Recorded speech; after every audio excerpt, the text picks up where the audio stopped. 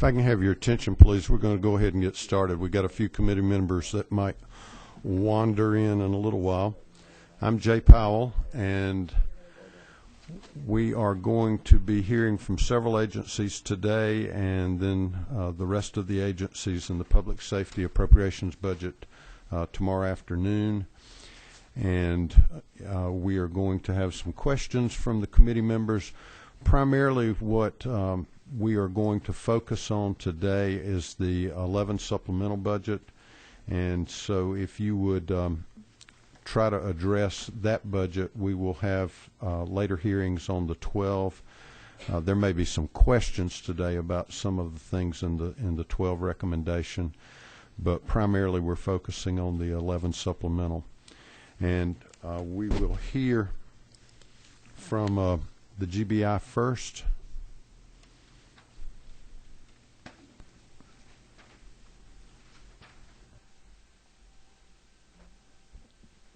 Chairman, members of the committee, I'm glad to be back again this year as the director of the GBI. I have with me Lisa Urick, who is the finance officer for GBI and a 30-year employee of the state of Georgia. I'm going into my 38th year in the GBI. I'm an example that if you stay around this long, you can be the director because you've outlasted everyone else in the agency. But going into the FY11 budget, I wanted to highlight just some of the areas I think are of interest to the committee based on some feedback that I have. Looking at the adjustment in the telecommunications expenses, this is the budget cut here is incorrect. That actually leaves us, that budget amount leaves us with a 1.7 million shortfall. And I have discussed this with OPB and also the director of GTA.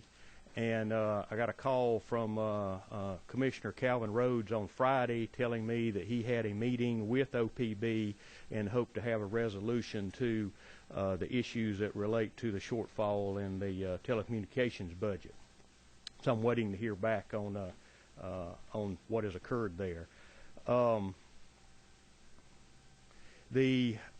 Looking at our three core areas, the GCIC, the Criminal Justice Information Services, there is a budget cut there of $750,000. This is in addition to the $2.5 million which was cut out last year, and we have recovered those fees by recover those budget cuts by collecting fees in the applicant fingerprint services. And the cost of the GBI doing the fingerprint-based background checks is recovered by levying a fee to the applicant, and also collecting fees when there is a background check done for a firearms license. And so we work at making that basically revenue neutral, which has worked out well thus far. In the crime lab, the forensic scientific services, there is a budget cut of $360,000. That is a one-time cut this year, and we are able to offer that up in the budget process as a reduction because we had some federal funds that were available to buy the supplies as a one-time budget cut.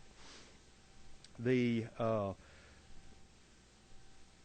next major issue is the Regional Investigative Services, and this is the division where the GBI agents are housed at. And this is a series of the budget cuts in the investigative divisions are basically a series of one-time cuts that we're able to offer up in the areas of travel and supplies and in the purchase of information, purchase of evidence categories.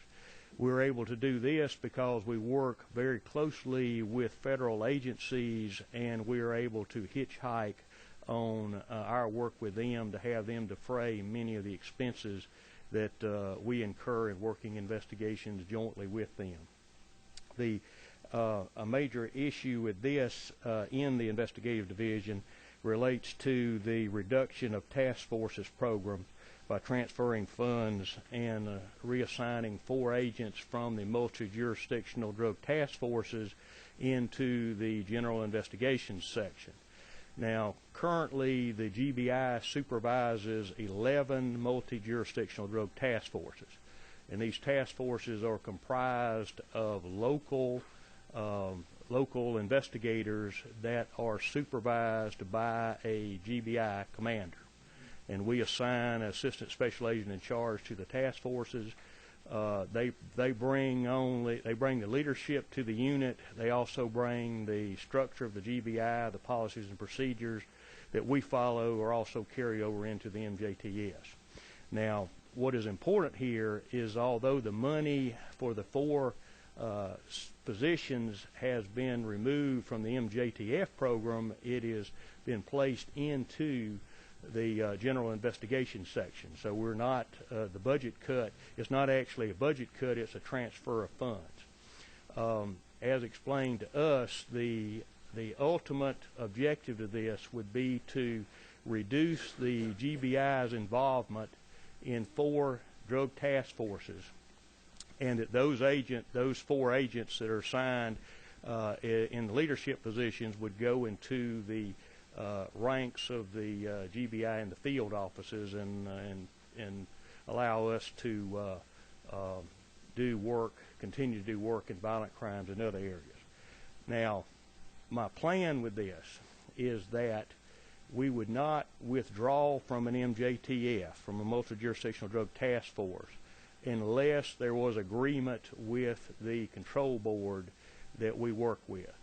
The GBI's philosophy with this has always been that we are not there forever, but we're there to serve with the locals in running a drug task force, and at some point the task force would become self-sufficient. They could have their own leadership, and the GBI would withdraw and go into other areas. And that has served us well over the years. The last task force that GBI pulled out of was the Cherokee Man's Unit, and that was done by mutual agreement of the GBI and the local agencies up there. So my plan would be, although the money is being transferred from the MJTFs over to general investigations, that we would continue working in the task forces until we have the opportunity to withdraw by mutual consent.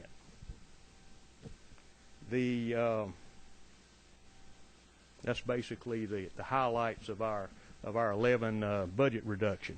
I've been also asked to give a update on the status of the state crime laboratory system, GBI crime laboratory system. As the members of this committee will recall, last year there were 3 crime labs that were up for closure, based on the decision based on that being that there was not sufficient funds in the crime lab budget to support the 3 facilities that were understaffed. At actually the last minute, the legislature funded 2 of the 3 crime labs, and you funded not only those 2 laboratories to keep them open, but you funded them at the level that the GBI had said was necessary to have a business case to keep them functioning. So in Columbus, that laboratory was slated for closure. The funding was placed in the budget to hire additional staff to go to Columbus. And we're in the process. We've hired part of the staff, the additional staff going there. We're increasing it by 30 to 40%. But we've hired part of the staff. The other staff is in the process of being hired, and they are being trained. So at the end of the day, the Columbus laboratory will be staffed with 11 scientists and combination of support people. That makes a strong business case to keep that lab operational, and with that additional staff, it justifies the expenses to run the facility. Now, Moultrie Crime Lab. Moultrie required, the problem with it was twofold. Number one, there were inadequate staff there. And the other problem was the facility was going to require about $500,000 worth of repair to keep the facility operating as a crime laboratory. General Assembly funded additional staff for Moultrie and also provided a bond package to do the repair work for the facility. Within the last 2 weeks, we have awarded the contracts to do the repair work at Moultrie, and we've hired a lab manager, and we're hiring additional staff. At the end of the day, there will be a combination of 10 scientists and support staff in Moultrie. In the meantime, while the repairs of the building are ongoing, and while we are hiring the staff and training additional staff to go there, we have opened up a evidence receiving station at the laboratory, so that local law enforcement can now, instead of driving their evidence to the nearest crime laboratory or mailing it to our headquarters laboratory, they can go to the evidence receiving positions at Moultrie, turn their evidence over, and then the evidence is transferred by us to another laboratory. That makes it seamless for them as far as the way they're doing their day-to-day business. But the scientific work is not done in that laboratory. We transfer it out. So, and that has worked out very well. We went immediately with doing that back in the summer when the funding became available. The crime laboratory averages between 5,000 and 6,000 cases in its backlog. It varies depending on the amount of staff that we have available at any given time. Our staffing level is such that if we have scientists that leave us, and they do, it impacts, of course, on the backlog. But the laboratory in these budget times, the laboratory system actually does pretty darn well, because we do, on an average of 88% of our cases are completed within 90 days. Our objective is to do these in 45 days, but with everything the lab system's been through, it's still pretty good to do 88% in 90 days. We are able to do the critical mission of the GBI in both investigative services and in the crime lab and GCIC. So I welcome any questions. Thank you, Director. Are there questions from the committee?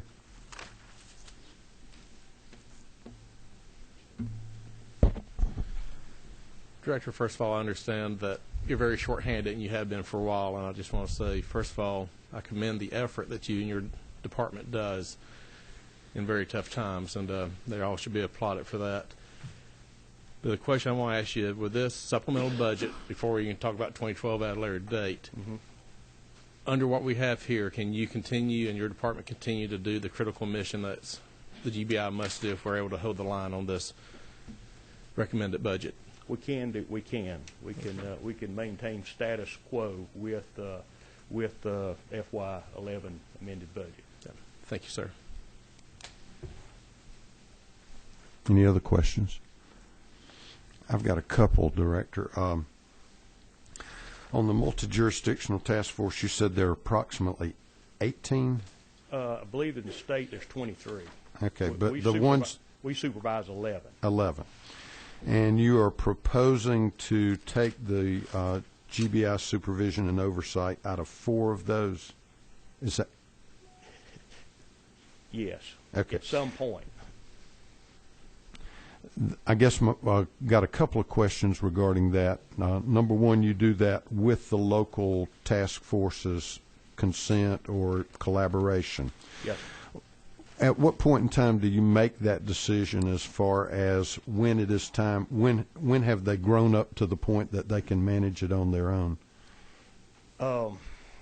It varies. Sometimes the task force leadership, the control board leadership wants to have everything handled by the local agencies, and they will just simply say that thank you for being here, GBI. We have it under control, and we would like to take over the task force ourselves.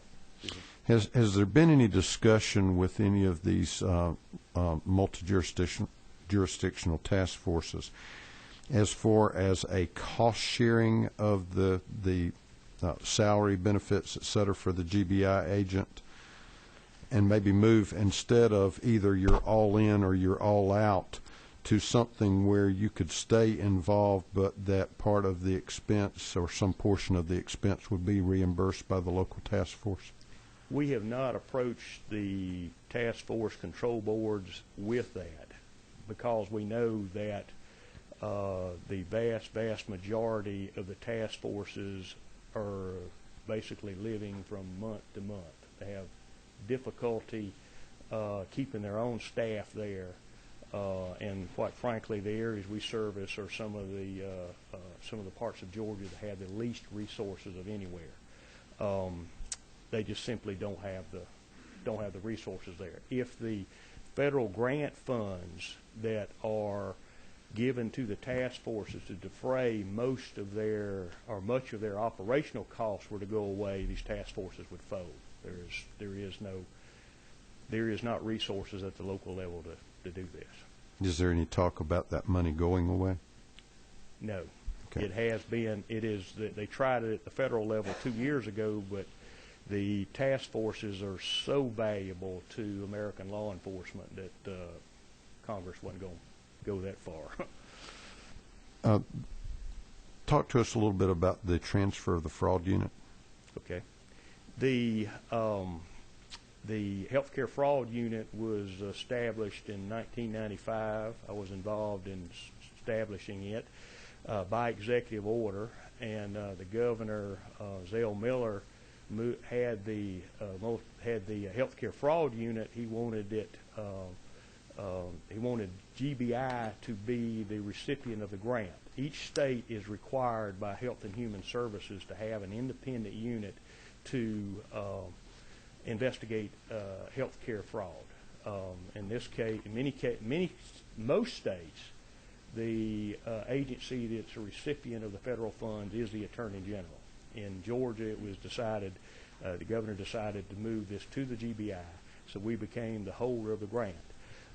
We currently operate the healthcare fraud unit through a control board made up of the director of the GBI, the Attorney General, and the state auditor.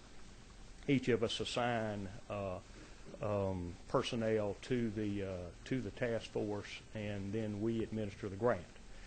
Now, this has been problematic ever since the unit was established, because you have a unit that's essentially trying to serve three masters. We had, when Governor Perdue was leaving his office, he had asked staff if we had any recommendations to improve government. What I recommended was that the healthcare fraud unit be transferred from the GBI being the recipient of the grant over to the Attorney General, and as is in most other states, and allow the Attorney General to run the unit and be responsible for the productivity and hiring and firing of people, and us not try to do it through a control board. So that is the background. Okay. I believe Representative Baker. Thank you, Mr. Chairman. Director, can you tell us on the Moultrie, the remodeling of it, what's the cost on that? Do you know what the price tag is? The cost is approximately $500,000. And is that going to come in $500,000? It will. All right. Thank you very much. Any other questions?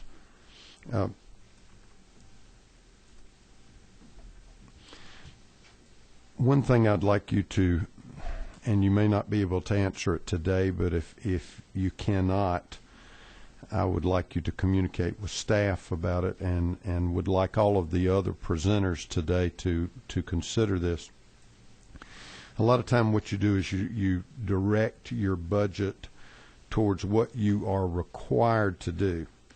If there are any statutory mandates out there that require you to do something and do it inefficiently, or that you consider that is unnecessary for your core function, if you could address those matters, because certainly in these tough budgetary times, if there's something that could be done more efficiently elsewhere or is really not a proper function for your agency, if you could identify this statute and why you think that's not necessary. I know we had some discussions last year about that, and I think they were very fruitful.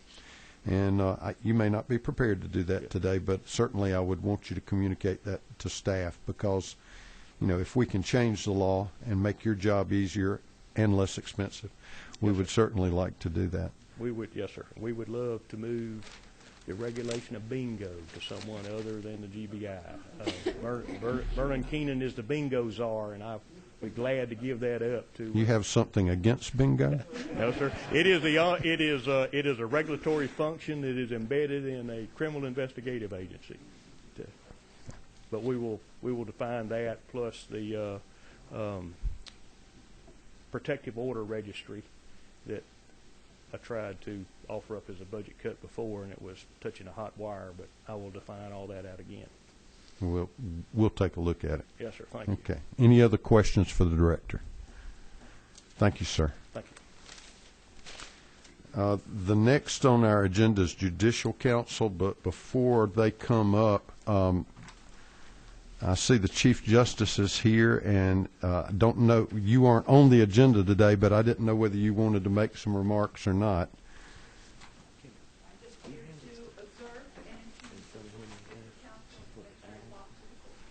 Thank you, ma'am.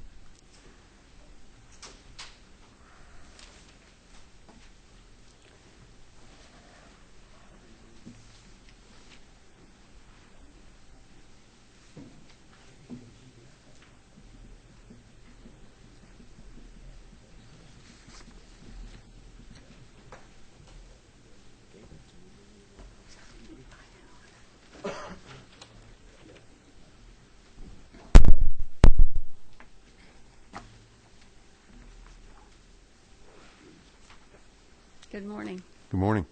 I'm Marla Moore. I'm the Director of the Administrative Office of the Courts. This is my second year to be here and to talk about the Judicial Council budget. I think in these tough economic times, the Judicial Council section has made limited requests affecting fixed costs and those sub-programs and programs that provide vital and sometimes mandated services. The AOC sub-program is requesting funds to cover fixed cost billing increases, and the Civil Legal Services to Victims of Domestic Violence sub-program is requesting additional funds for its grants. In addition, the Judicial Qualifications Commission program is requesting funds to cover expenses related to the investigation and prosecution of judges, and the Georgia Resource Center program is requesting funds to ensure that indigent death sentence inmates are adequately represented in legal proceedings. As our operating budgets are consistently reduced, we must be allowed to make requests to cover fixed costs that continue to rise. In addition, while state government is certainly feeling the strain from the economic situation in which we find ourselves, it must also be true that our constituencies are feeling it as well. It is for this reason that we decided to request additional funding for free civil legal services for victims of domestic violence. We estimate that an additional 250 people will be able to receive these services if the enhancement is improved. Low or no-cost legal services are the only alternatives that most victims have to access the justice system. Providing these services saves taxpayers money, as they allow the clients to keep their children out of foster care and help them to recover child support. Roughly 5,000 clients were served last fiscal year, and 1,155 advocates, judges, and lawyers received training with the funds. And I want to say that right here we are asking to be sort of made whole back to what we were, and that is really the only time that you're going to hear that from me. When I came in as the Director of the Administrative Office of the Courts, we were facing, that was right when we were coming into this huge economic crisis. And it was my goal to look at, excuse me, the resources that we had and say, okay, what are we going to go forward and do in the future? How are we going to be meeting our mandated requirements, and what are those areas that we can make and effect change that will be beneficial system-wide?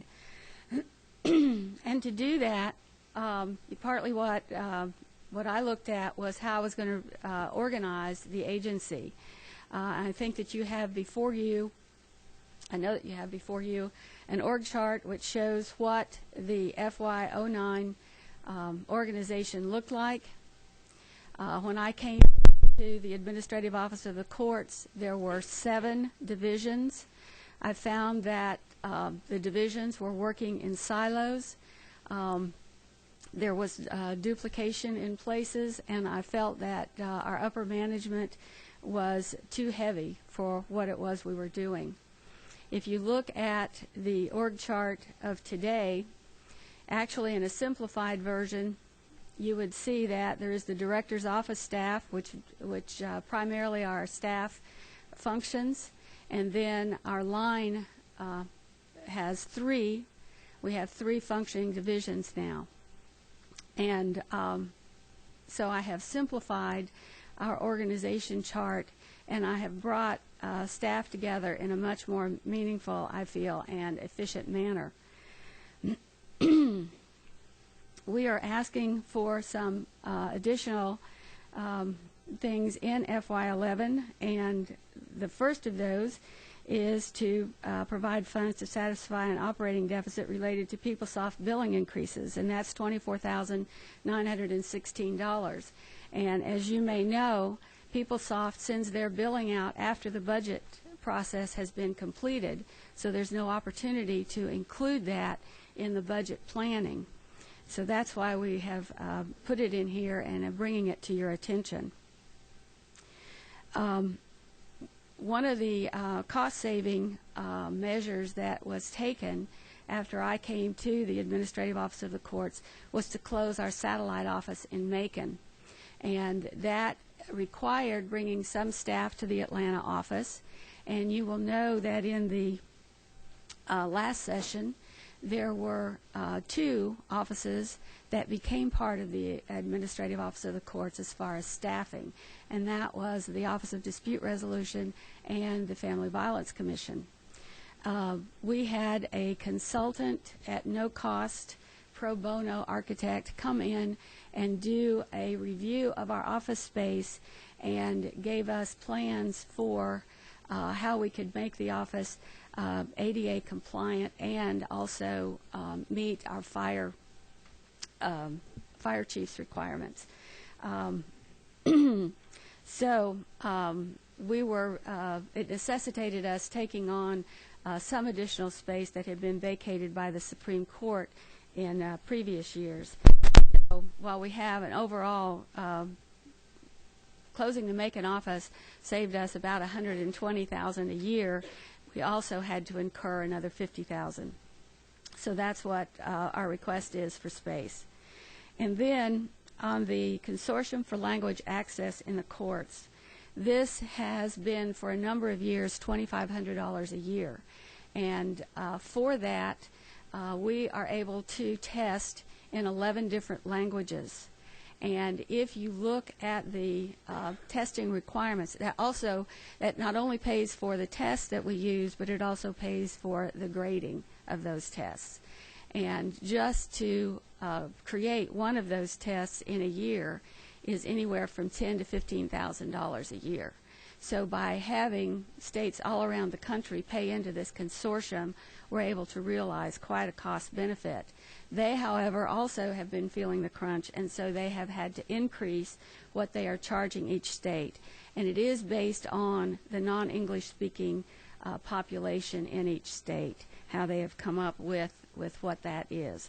So that is the reason that we have put that request in there. The judicial qualifications request would provide funds to pay for the costs associated with the trial of a judge that concluded with the removal of the judge from the bench, and for monies to cover the upcoming costs associated with the formal charges to be filed against several other judges. The increasing pace of investigations has forced the JQC to use its basic operating budget to cover the cost of investigations. The Georgia Resource Center request for AFY11 is intended to make up for the shortfall in funding by the Georgia Bar Foundation in FY 2011. The center received approximately 42% less in funding than it requested from the Bar Foundation. The State Bar offered an emergency donation which partially compensated for the shortfall but did not completely offset it. The $36,083 request for the 2011 equals the remaining shortfall left over from the State Bar's compensating donation. This funding will allow the center to continue to maintain the minimum staff necessary to provide adequate services to its clients and take on additional cases that will enter the system. We have at the Judicial Council and the Administrative Office of the Courts been able to live within the budget that you all have given us by making the staff decreases, and we feel that we are at the minimum level that we can to operate to continue on. One of the projects that we have in that is going forward right now is a time and motion study of the Superior Courts in order to come up with better data for you all to work with them. We have also completed a comprehensive jury study, which has resulted in some legislation that you all are going to be seeing. We've also been able to revise our records retention schedules, which is going to have a big impact on the judiciary and how we store our records and what records we have to keep. So I think we are continuing to do the work that we are charged to do. We are, like all other agencies, stressed and strapped, but we are continuing. We have a lot of good staff who are very dedicated to what they do. I'll be happy to take your questions. Questions from the committee?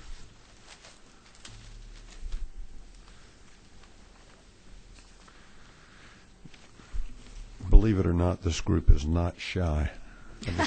I know. I just don't think they're awake yet. You've recently had some staff vacancies that you have filled.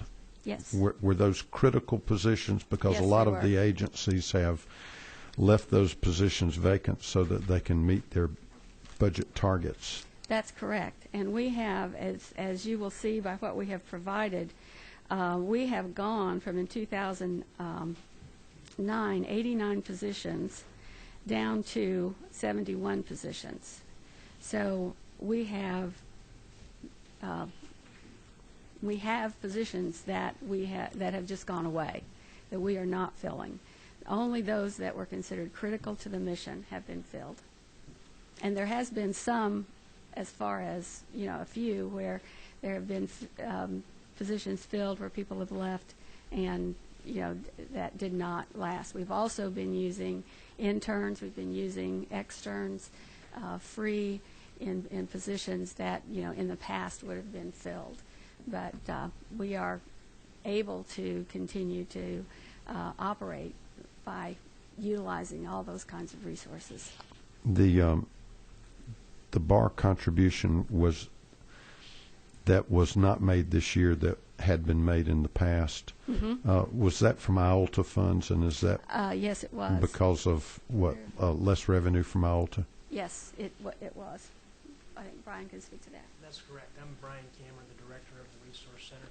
The Georgia Bar Foundation gets its money from IOLTA, and the IOLTA funds, as you're probably aware, were decimated during the economic downturn because it's based on much of it's based on housing transactions, and as that the rate of the housing transactions plummeted, there was a corresponding drop in the escrow accounts, which give the IOLTA funds their basis. So the Georgia Bar Foundation just had a devastating decrease in their ability to support not just the Resource Center but other programs that they support in the public interest. I think interest rates on money market accounts might affect that too. Possibly so. The State Bar, which would, as opposed to the Georgia Bar Foundation, has stepped in with an emergency donation for this fiscal year. I don't believe that comes from IOLTA. I think that's pulled from other resources that the bar has at its disposal. Okay. Representative Baker. Director, could you tell us, magistrate judges, so you travel through the state and I'm sorry, I don't understand. is it the magistrate judges that y'all train or go and is there a program that you go to the state and meet with these new elected magistrates? What's that about? Excuse me. The Council of Magistrate Court Judges is housed within the Administrative Office of the Courts. They have an executive director that is paid for from funds, specifically to the council, which is managed through our office, and then our office also provides some assistance. Training of magistrates is really a combination of two things. The Institute of Continuing Judicial Education provides the state-mandated training.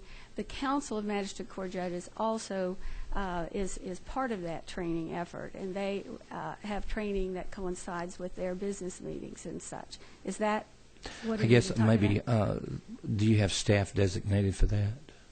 We have staff that works with the council, works with their committees, works with the training council. We don't do the actual training. The executive director, who's also here, that council puts together, training programs. The Institute of Continuing Judicial Education, though, is the one that actually provides most of the direct training.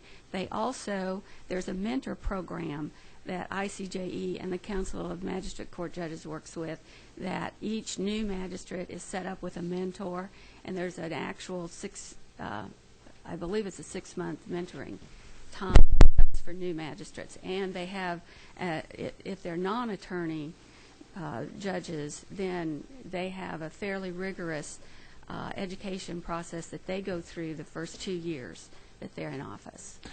Thank you. One other question, Mr. Chairman. So you've been there 2 years, correct? Yeah, about 1.5 years. Yes. So what has been your biggest challenge so far? Trying to meet the our policy body is the Judicial Council, but we also serve about 19 to 20 other policy bodies, such as these councils. And to provide the services and the staffing, we provide fiscal services to a number of different agencies. Also in the area of IT, there are a lot of needs out there that have not, a lot of counties are unable to meet all of the needs of our courts, and we have, been challenged to try to keep those courts going and up to speed with those that have a little more. So the challenges have been on all sides, and a lot of it, if you had lots and lots of money, you could solve. We don't have. So our challenge has been to look at what we can do and do that as effectively as possible. What are some of the things you just talked about with the counties that you guys help them with? What are those? Could you kind of give us an idea of what they are that the counties At this calling point on in you time, guys? we support with case processing systems about 254 courts. Those are spread from the superior down to municipal courts. So that's one of the things that we do. That is done at the state level. It's done using Citrix software, so that information comes to us. We have some field staff that helps particularly the Superior Court judges in 3 different regions, primarily in the southern region. That's, Thank you. pretty much. Thank you very much.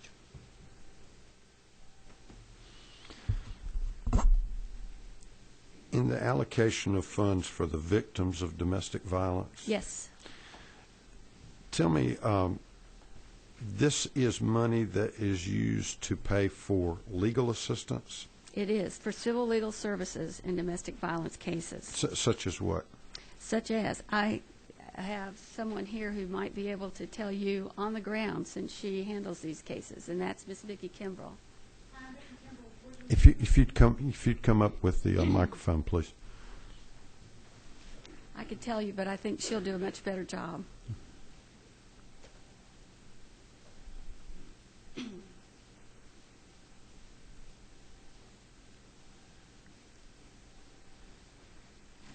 I'm Vicki Kimbrell with Georgia Legal Services. Georgia Legal Services represents clients in the 154 rural counties, the way Atlanta Legal Aid represents clients in the 5 metro counties. We provide mostly representation in temporary protective order cases.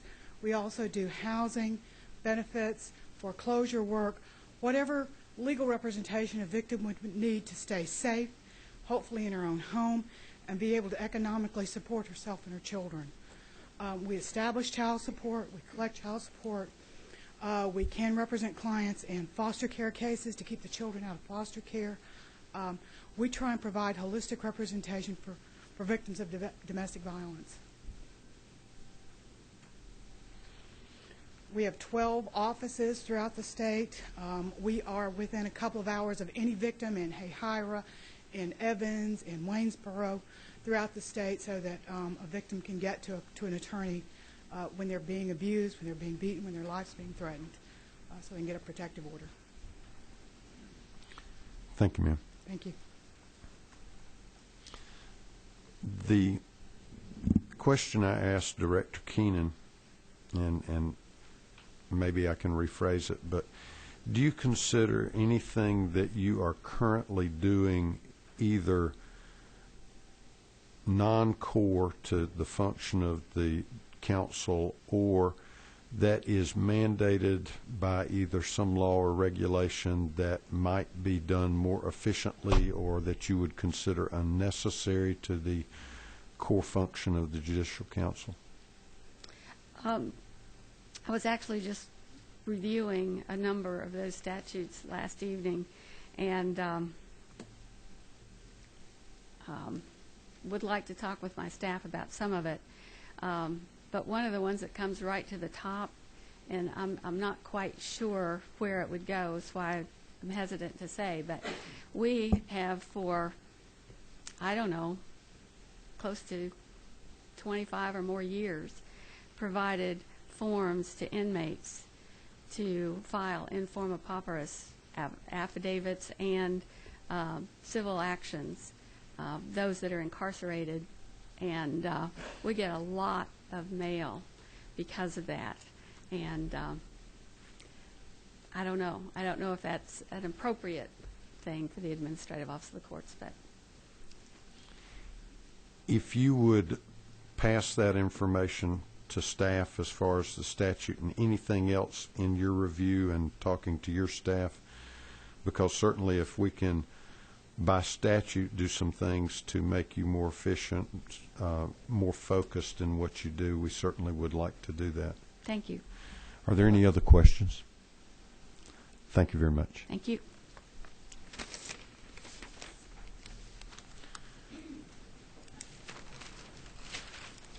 All right, we heard briefly from the Resource Center. Do you want to make any other comments or statement? Sure.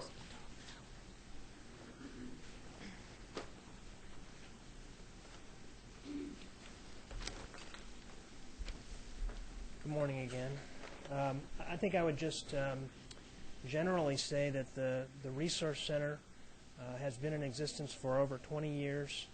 It is a product of joint efforts by the Georgia Supreme Court, the federal courts, the Attorney General's office, and originally the Georgia State University, to fill an important gap in Georgia's system of representation for indigent prisoners.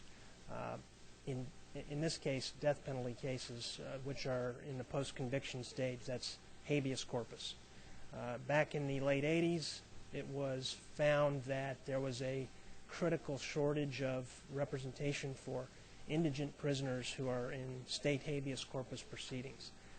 And the Resource Center was set up to fill that gap. We're a small, and always have been a very small, nonprofit operation. We have 13 people on who are our personnel. We operate on truly a shoestring budget. But nevertheless managed to provide high-quality representation to most of Georgia's indigent death sentence prisoners, and 99% of them are indigent. And this has, I think, provided Georgia's capital punishment system a measure of reliability and fairness that allows courts to say, you know, this case got a fair hearing. And when we talk about, for example, we were asking for 36,000 in additional funding.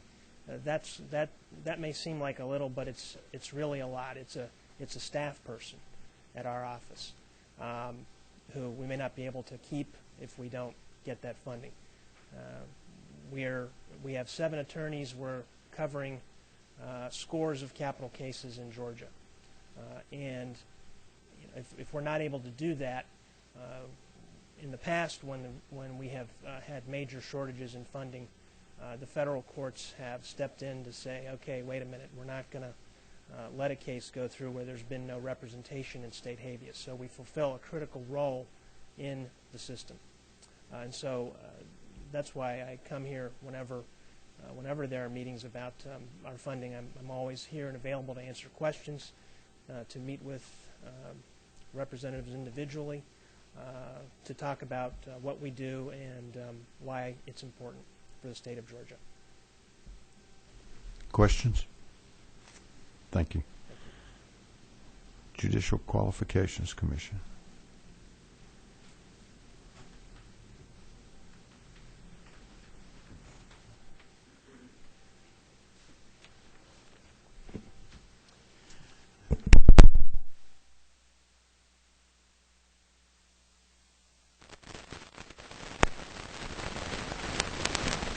So I've had a bit of a baptism by fire here at the Commission. I want to share with you just some statistics because I think that shows best the current state of affairs at the JQC. Last year we had 489 complaints that we received at the JQC. This year we're on track to receive over 600 complaints. But I think the most important statistic is the number of docketed cases that we have had this year. Docketed cases are those cases which are sent on to the Commission, which is our 7-member voluntary commission that reviews and investigates judicial misconduct. Last year we had 33 total docketed cases. As of FY11, at the December mid-year point, we had 59. Extrapolated out, that's about 120 cases that we're going to have this year, almost 4 times the number of cases that we investigated last year. So our workload is up about 400% over what it was last year. We're an extraordinarily thrifty agency. We're I think the smallest state agency, if not near the smallest state agency in the state of Georgia. We have 2 employees. I'm the director.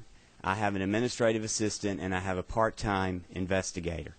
We are requesting really a critical need for the JQC. We have tried to come to you having made cuts wherever we could. We have, when the governor asked that agencies try to cut their budget 4%, that correlated with a time when we needed to move our office. We chose an office. We had an office in Covington where we were paying about $1,600 a month for overall costs for rent and security and energy. We moved our office to Madison, Georgia, which is where I live. We moved our office, and we now have a $600 total budget. We've reduced $1,000 per month, $12,000 a year savings for our agency, which is critical because that money has been put over into our investigation and prosecution budget. We only have $26,000 in an investigative and prosecution budget. So those cuts that we made to our operating expenses, I would like to say to the committee that we've saved those and we've set those aside, but we haven't. As of December 31st, we have run out of money for investigation and prosecution of judges. So that's where we are. We're really at a tipping point at our agency, and I'm here to address any questions of this committee. Representative Beard. Thank you, Mr. Davis. Now you have one investigator for approximately 1,800 judges. Is that correct? That's correct. We have probably more judges as comparative to other southern states. Florida is the only state that exceeds us in number of judges. It's because we have so many counties that we have so many judges. Now, I believe y'all been in the media a good bit lately. I believe how many judges has resigned or been prosecuted over the last 18 months? We've had over 20 judges in the last 18 months who have stepped down from office as a result of impropriety in office. And public confidence in the judiciary depends upon the JQC having sufficient money to investigate and prosecute judges. We're the only agency, we're constitutionally mandated, we're the only agency in the state that has this job. So if we don't do it, nobody can. Now, those 600 complaints, who ends up having to read those complaints and make correspondence back to the complaints? I read every one of them, and I write a personal letter to every single person who complains. And that complaint come from anywhere, including a prisoner in the prisoners. jail? We get, I would say, probably 15% of our complaints come from prisoners. Thank you for the work y'all do. Thank you, Representative Bearden. Chairman Willard. Thank you. Mr. Davis, I commend you for what you're doing with limited resources. Of the money that you have here, what is the needs that you're filling with this $106,000?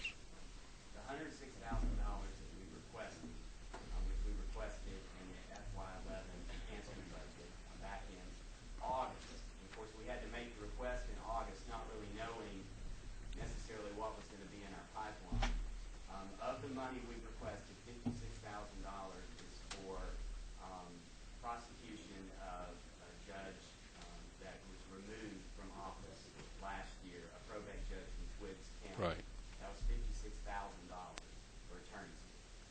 The other $50,000 is for investigation going forward in prosecution of cases that we currently have in the pipeline. We've really reached the critical point at the JQC because now we had a meeting last week. We have 3 cases that need to go to trial. And we're having to make a decision about which one of those we can afford. So we're having now really affecting our ability to move forward with cases that need to be heard. And when you have to go to trial with a case, you don't have staff attorneys to do this. It's being employed attorneys to come in and take the case. We do not. I'm the only attorney on staff, and I would like to say I could do it all, but honestly, I can't. Yes, sir. Going forward, I'd like to see us, as we approach the FY12 and FY13 budget, I would like to see our agency bring in lawyers to do some of this work. I think like the Attorney General's office, I think if we could move a lot of this work in-house and have lawyers prosecuting these cases in-house, I think we could save the state a tremendous amount of money. But right now we're having to hire counsel. Well, you raised a question there I didn't think about, but would there be assistance to be provided to your agency from the Attorney General's office on prosecution of these cases? There is not. The statute does permit it. The Attorney Generals in the past have been reticent to offer assistance to the JQC prosecuting judges because of the issue of perhaps not a legal conflict of interest, but an issue of prosecuting judges as an Attorney General's office when those same assistant Attorney Generals have to go before judges. So in the past, the Attorney General's office has not provided us assistance, even though the statute does permit it. Right, good point. Thank you. Thank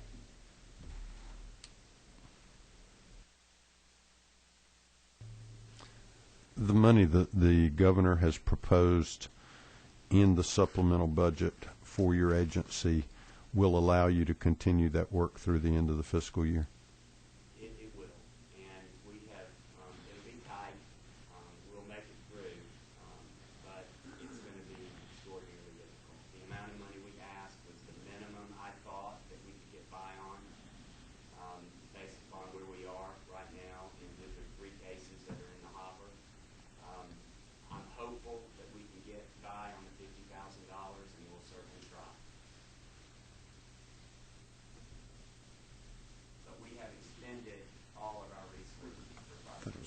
6.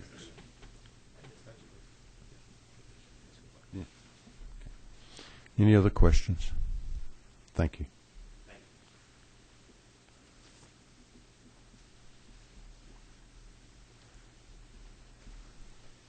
I think next on our list is Department of Corrections.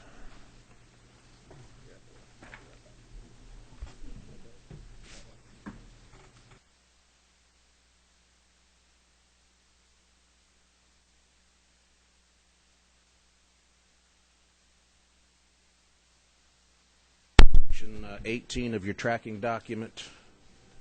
If I may, I'll highlight 3 specific programs and then open it up to questions, Mr. Chairman. A small adjustment financially on Section 18.7 in offender administration, but I think this goes directly to one of your questions, Chairman. You specifically asked us to take a look this morning at statutory requirements and mandates, which I will do. I believe you used the term more efficient in our operations, and I would point out to 18.7.3, which is, again, very minor in finance. You see that we're requesting to transfer 4 positions in our offender management section to State Board of Pardons and Paroles. For about the past 6 to 9 months, we've taken a look at our joint processes when it comes to clemency, and we've realized that we're really using 30-year-old technology and processes. So this is one of the outcomes of that, where we're just asking you to take these 4 positions and move them to Pardons and Paroles. And I think we can get more efficient and more timely on our clemency actions. Again, very minor financially, but I think it will pay big dividends for the department. I would call your attention to 18.9, which is private prisons. You may recall last year that we asked the General Assembly for about $1.6 million in placeholder funds. We had an RFP out for new private facilities. Those private facilities will not come online until 2012, so we don't need the 1.6 in 11.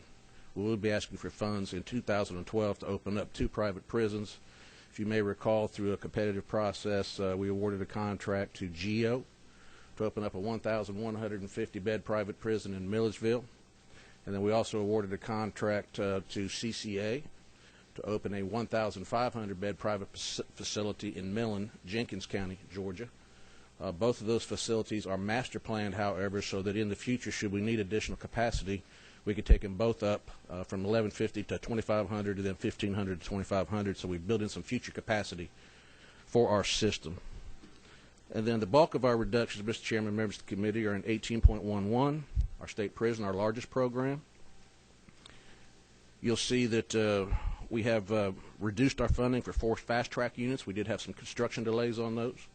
We have 1 of those open and operating. That's at Augusta State Medical Prison. We have 3 that will open the remainder of this fiscal year. I would remind you that the fast-track units are nothing but 256-bed housing units that we construct on the grounds of existing prisons.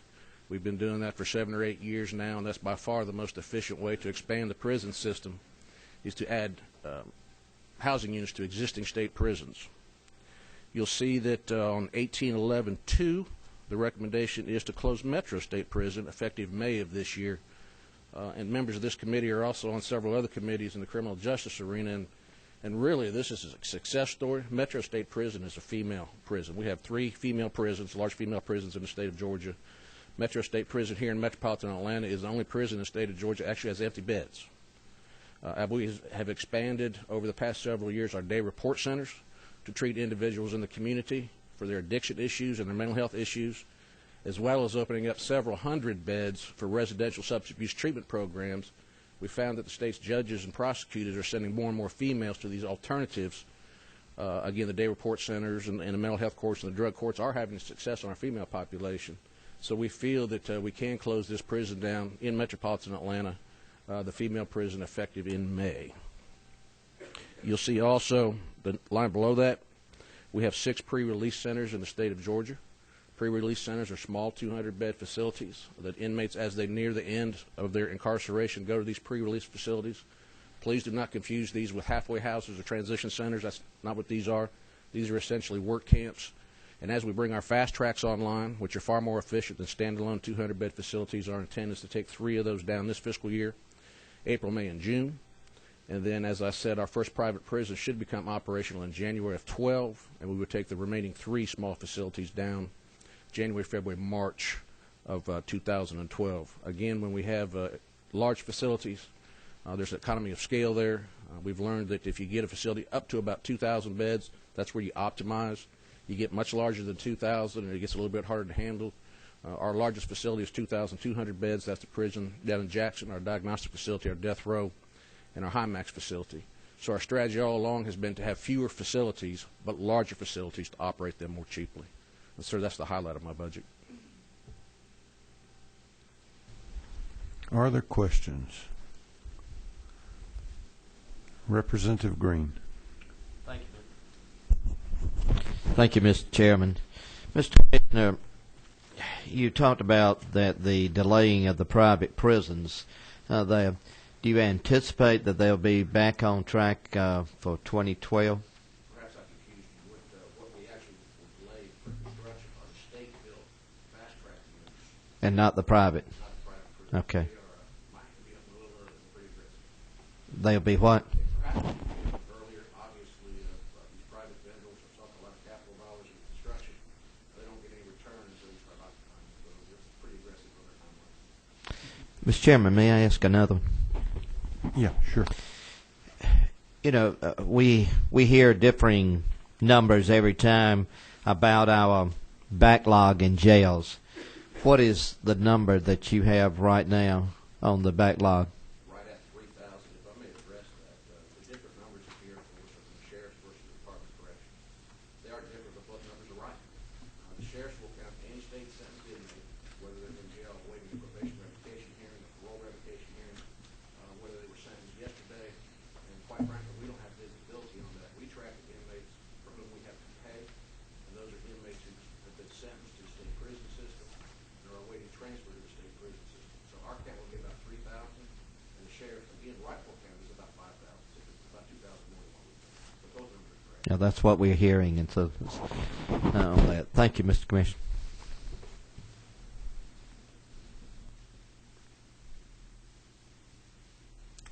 Do you have a question? I am prompting you.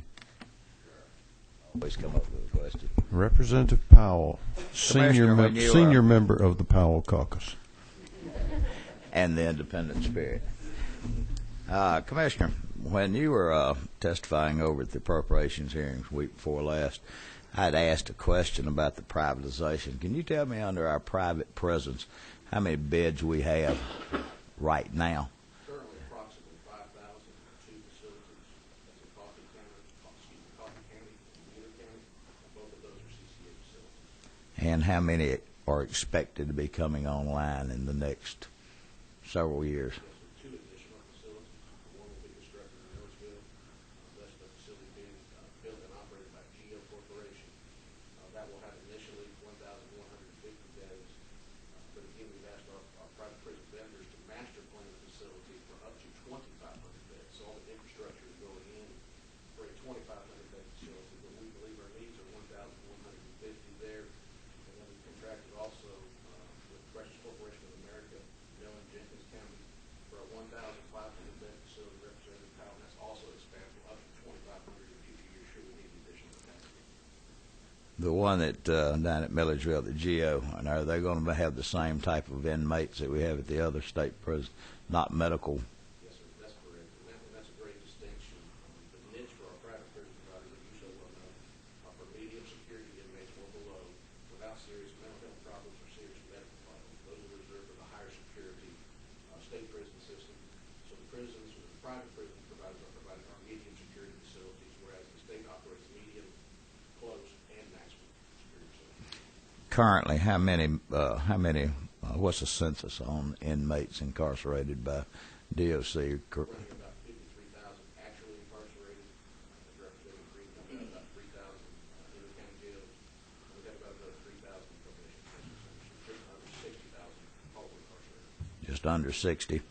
And if we have approximately 5,000 now, fixing to go to 6,500 in the private prisons right now, I'd made a comment, reason I'm bringing this around, I'd made a comment that I had concerns at some point that, and I'm not to be mistaken, from some of the lobbyists that represent these private prisons who saw fit that they wanted to that I sort of upset them with my comments over there at the Appropriations Committee of not being opposed totally to the idea of privatization of the prisons.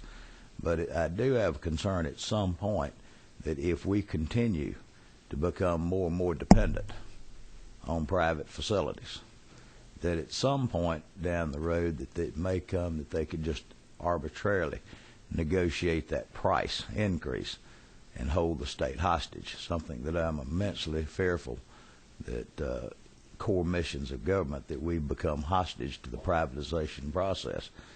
Do you foresee this? That's a point well taken. Very serious. That's a point well taken. That's why I'm really pleased to be the second private prison provider of GEO into the mix here in Georgia. Our relationship with CCA over the past, since 1998 has been good. Now, the way that we contract with these private prisons, too, representatives, is we have 10 one-year renewable contracts. And the only inflator in there is the CPI. That's only if you, General Assembly, appropriates that CPI increase. So for the lack of contract, we're in good shape, but that's certainly something we're cognizant of. As I think you put it earlier, put all your eggs in one basket is something we need to be aware of. Exactly. Another question with the permission of the chair. I want to shift gears. With all the facilities that we have been closing down over the period of years, and I know that we mothballed these facilities. Some of them have been turned over to counties and such as that. I've been very pleased that, quite frankly, and as you and I have a history that goes back several years, and I've been very, very outspoken to the fact that in Georgia we have been locking up people that we're not just afraid of. We've been locking up people we're just, quite frankly, mad at. And I was very pleased with the with Governor Deal's some of his speeches that he is, or some of the talk that he's given about looking at alternatives to the current system that we use. And I would think that this has probably come from the drug courts and things like this. The question I have is, have y'all had discussions about what you may use or how y'all might salvage or not get rid of a lot of the facilities that have been mothballed and closed down that could be used in that, hopefully, a transformation to the drug courts and such, so that we're not expending so much in hard sentencing money and for the upkeep of these drug offenders and people like that, that if we can get moving into the drug court scenario, that we could practically cut our rolls dramatically in Georgia.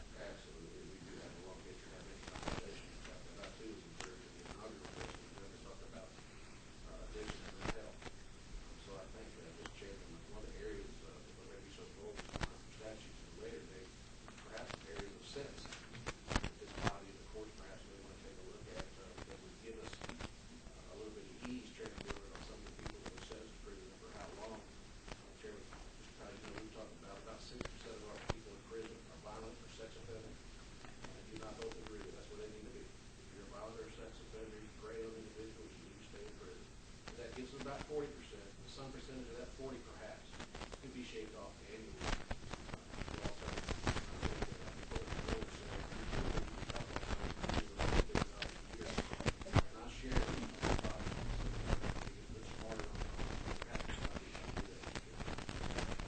So I guess I go back to my question. These facilities that have been mothballed, have y'all created a plan of what you're going to retain under DOC control?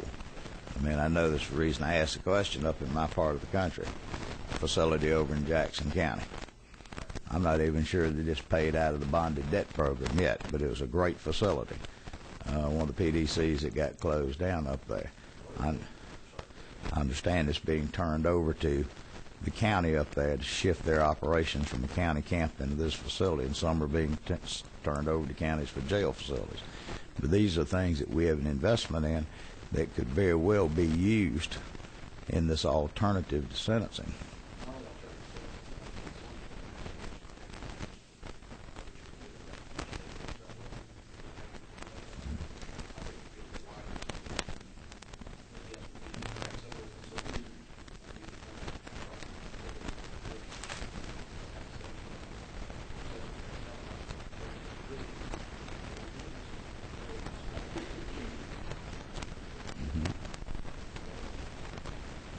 Thank you. Representative Baker. I've got a question. I'm not familiar with the what's in Forsyth, your facility down there, the campus, and it's right down the street from the training, public safety training facility. Could you just tell us what's the purpose of that facility, and why do you feel it's necessary to y'all to go in there and do that, to get that, and also is it staffed privately, or do we have state employees staffing it? There's been some talk about we might not be staffing it completely with state employees, having some private folks there, maybe private security or not staffing. Could you let us, just give us an idea of what's that all about?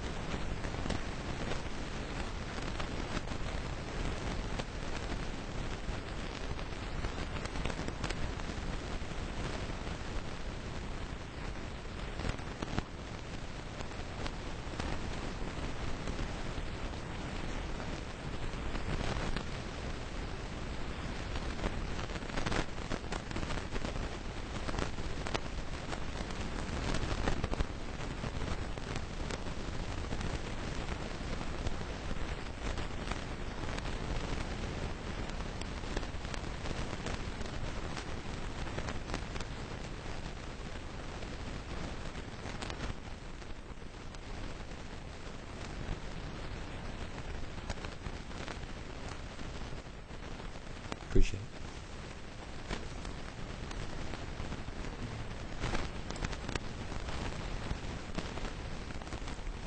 I noticed in the FY 2010-2011 amendments to your budget after the budget had been adopted, basically shifting of funds, and this might appropriately be a question for Ms. East. What is the source of,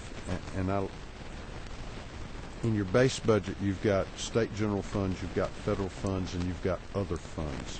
What are the other funds?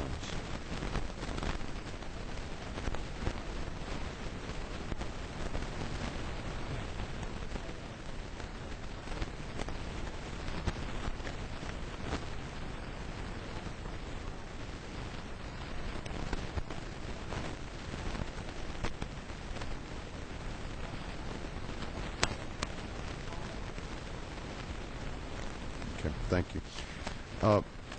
Commissioner, generally, what does it cost us to keep a prisoner in a state prison, and then in a private prison, and then in a county camp?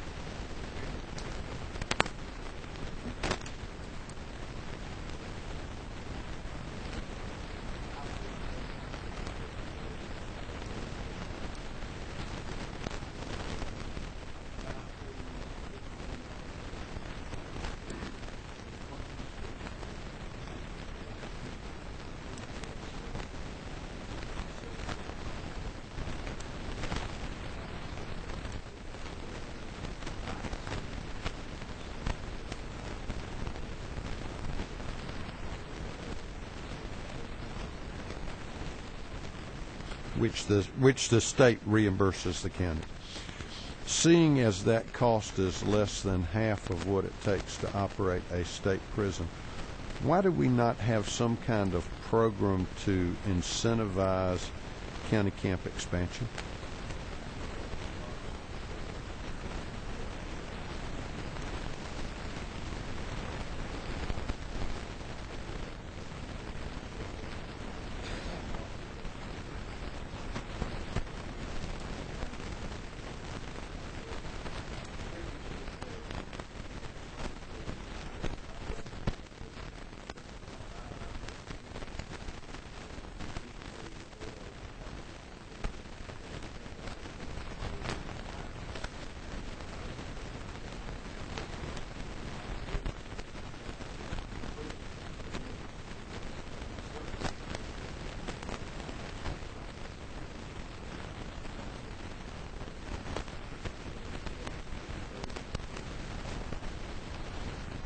And I guess part of the reason that the counties wouldn't jump at that is that because they feel like that $20 is inadequate. But even at the rate of $48 a day, if a county said, listen, we'll double the size of our camp, but we've got to have $25 a day, the state still comes out ahead.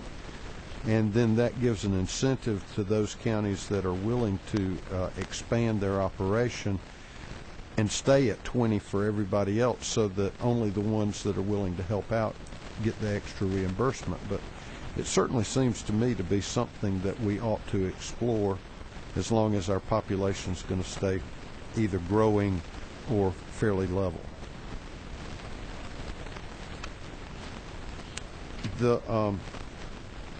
Has there been any change on ratio to guards to prisoners as we have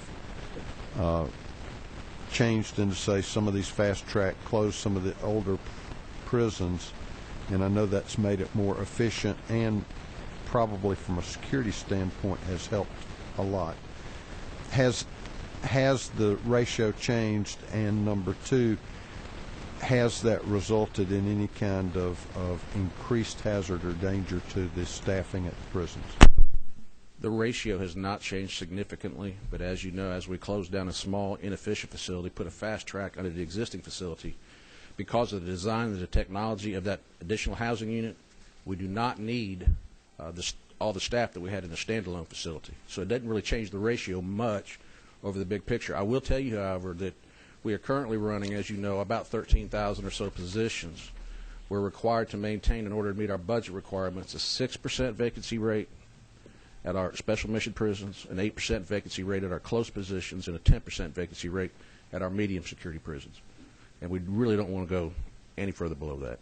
I hope that answered your question. Yes, sir. You mentioned a little bit about transferring staffing to clemency. Yes, sir. Tell us how that works and how that makes it more efficient. If you can imagine, we get about 21,000 pieces of paper, packets rather, every year, and those are new prison commitments. About 7,000 to 8,000 of those are parole or probation revocations, either through the State Board of Pardons and Paroles or our Superior Court judges, and about 12,000 are new sentences coming from the Superior Court. So with 21,000 sentencing packages, we took a look at it, and we're essentially using literally early 1980s technology. So between us and Pardons and Paroles, we have an offender administration unit of several dozen people who receive those packets, process them, move inmates out of the jails into the state prison system. We take a look at the parole process on clemency. They're doing a lot of the same thing with different documents. So we believe going to an electronic solution, we're not there yet, we're very close to a joint electronic solution, getting rid of that paper process, and we took a look at our human resource needs, and actually Pardons and Paroles needed about 4 more people to do the new model, and we were willing to give that up because we think we'd become more efficient by modernizing our processes and get quicker releases. Representative Powell. Thank you. Commissioner, let's go back to that subject that the minor Chairman Powell had broached just a minute ago. Give me an example. The I.W. Davis up in Jackson County, mothball, PDC, great shape, good condition. Mm-hmm. What's the details of it being turned over to Jackson County? What we've done, Representative, we've used the, and I might not be as conversant as I should be, but DCA, and perhaps you're more conversant, has 4 levels for economic development, and they have 4 tiers. So we have set up a lease agreement based upon the tier that county would be, and I don't know what it is, in Jackson. If you're a strong economic county, you would pay the highest lease rate. If you're a low economic county, you'd pay the lowest lease rate. And we essentially just lease it on a month-by-month basis. If I'm not mistaken, Becky, perhaps you know, is it year by year for up to 10 years? It's a year on a renewable basis each year. And it basically covers our costs, insurance and such for the facility. So that'll be out of the DOC's hands for the 10-year period of that lease. Yes, sir. So they're going to be leasing it, and then we're also going to be paying them a per inmate price to house inmates in the local county camp. Yes, sir. Chairman Powell had talked about the urgency or the need of possibly getting into more county camps. And, you know, over the years we've all talked about this, but it was not, it wasn't in vogue at that time. Most of the counties, a lot of the counties didn't want to get into it. They didn't look at it as a cooperative agreement, plus the fact of them getting labor for the county. And then over the years, during the good times, we had so many of the private sector folks who turned their nose up, and they said, you know, they're in competition with local business. But still, we have an obligation, in my opinion, we have an obligation if we're going to have inmates, every one of them is able to work. This should be working instead of sitting inside. Have y'all, do y'all have anything on the back burner as far as any enhancements or plans to try to start promoting? And this goes into the question a while ago about the drug courts. Oh, yes, sir. I mean, as to how we could readily open up or to use some of the mothball facilities to make them at the behest or at the for the drug court judges and some of these for the shorter, more stringent sentences, to give them a shot to see if they can get their act straight. And this, have y'all got anything on the Not a written specific plan, Representative Powell, but again, I think the model is perfect. Let's use predisposition drug mental health courts at the county level, Superior Court level. Once it's post-disposition and they become a felon, then we use the day report centers, which have the mental health and the drug treatment. If that doesn't work, move them on up to the residential substance abuse treatment programs. And at some point, I think, when the dust settles, we can use some of these facilities for exactly what you're talking about, short-term bursts of incarceration for the addicted, to where if they do test positive, perhaps a 7 to 10 day sentence in a short-term facility. And I say 7 to 10 days because we don't want them out much longer than that if they're paying rent and if they actually have a job and they're paying child support, just for short bursts of incarceration.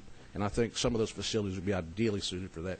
I do know that a member of the House and a member of the Senate, along with a member of the governor's staff, did attend, I believe it was a National Governors Association conference late last year, where the Governors Association are taking a look at the best practices across the United States. I know you all have heard of what's happening in Texas, probably in Michigan and some other states.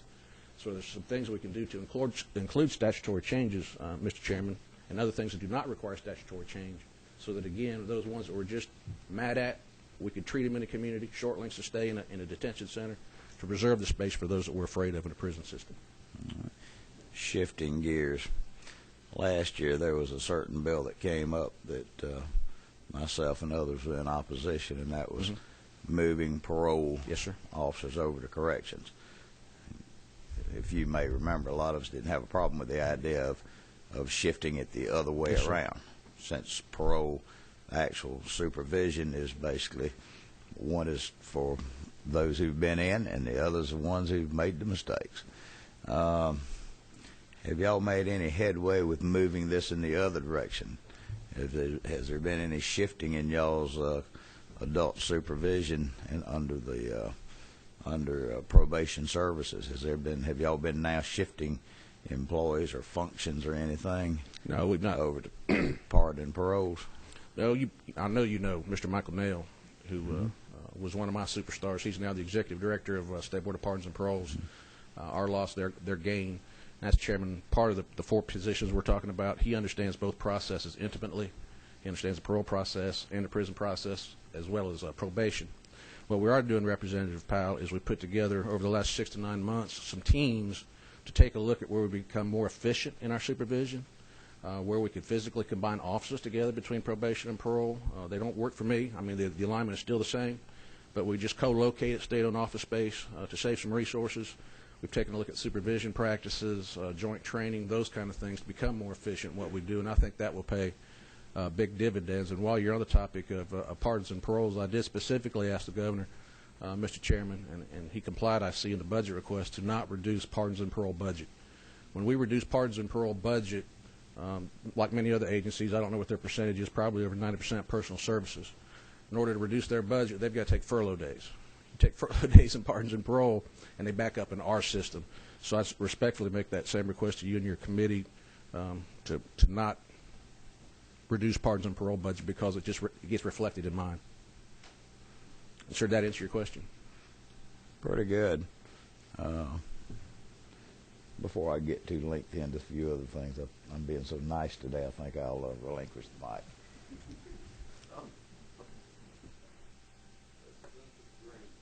Thank you, Mr. Chairman. Well, I'll take up your slack then.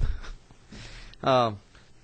Commissioner, talk to us a little bit about the electronic sentencing from packages from the local clerks.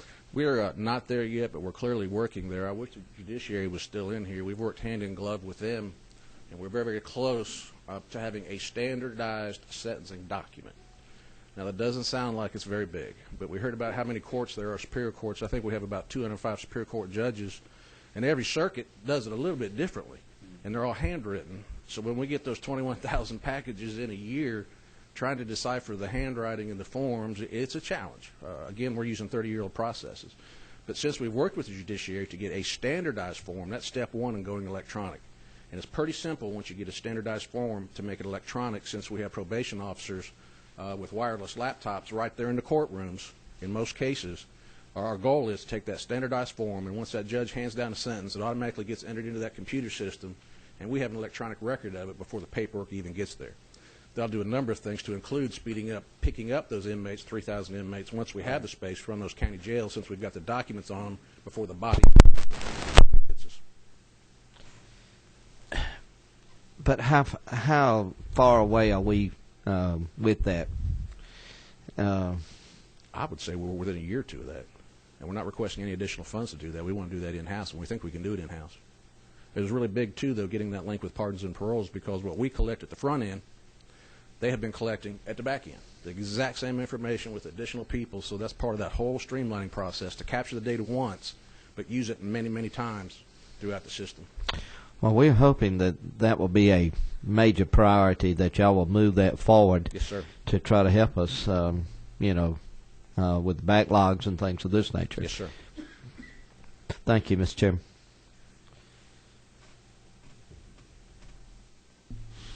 Any other questions? Thank you. Thanks, sir. Department of Juvenile Justice.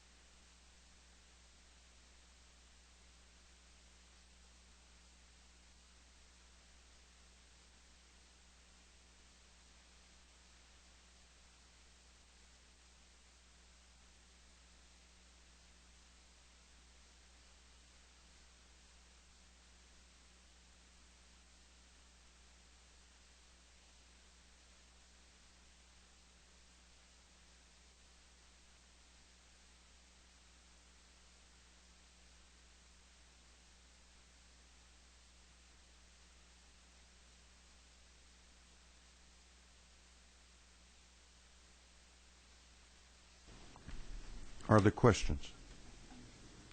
Representative Green. Even before your light came on, I knew it was. Oh, thank you, Mr. Chairman. Commissioner, the RYDCs are a big issue with me. I think we have gone through this issue many, many times for that, and you've for the 2012, you've asked that 2 of them be closed out of the 3. Why would you not move forward if you're going to close 2 of them? Why would you not move forward in the 2011 budget and save that money and go ahead and announce which 2 you're going to go after?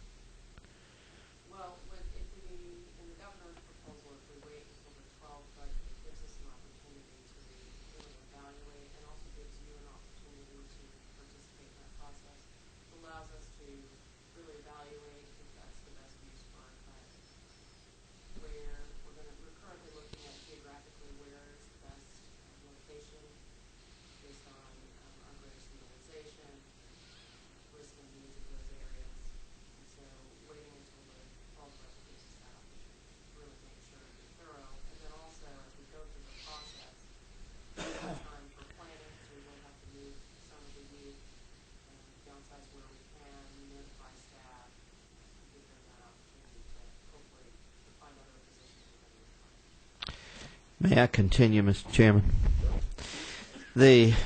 I am really concerned about South Georgia's, the juvenile judges down there, our sheriffs, our individuals are very concerned about where we're going to actually put these individuals. I have one in Early County there, Blakely, and it's a small one, but it does a fantastic job, and it is a needed resource down in those particular areas there.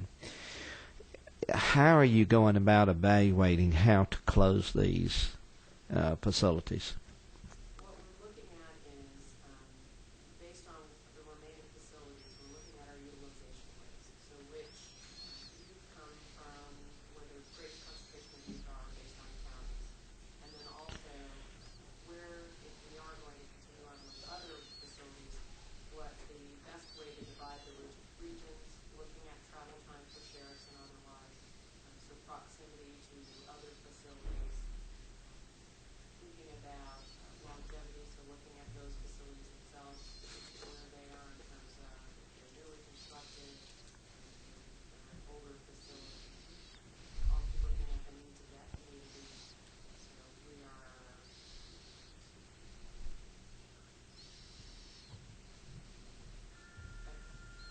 we're trying all of the, we're looking at all of, evaluating all of those factors. The percentage of cuts 4, 6, 8. The cut to the RYDCs was not supposed to take place, is my understanding, at the rate that you are now focusing in on for the cuts. Only a very drastic reduction in regard to the budget would it have kicked in the closing of the RYDCs. Am I wrong on that?